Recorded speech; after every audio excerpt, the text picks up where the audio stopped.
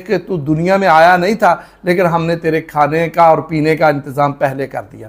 तो इसका मतलब यह हुआ कि इंसानी ज़िंदगी की जो खूबसूरती है वो ये है कि इसका डाइजेस्टिव सिस्टम जो है वो एक्टिव होना चाहिए, ये ज़बरदस्त होना चाहिए। अच्छा, इसके ज़बरदस्त होने में क्या चीज़ें हैं? बाज़ औक़ात अक्सर हम ये सोचते हैं या सुनते आए हैं कि हवा जो है ना ज़िंदगी है।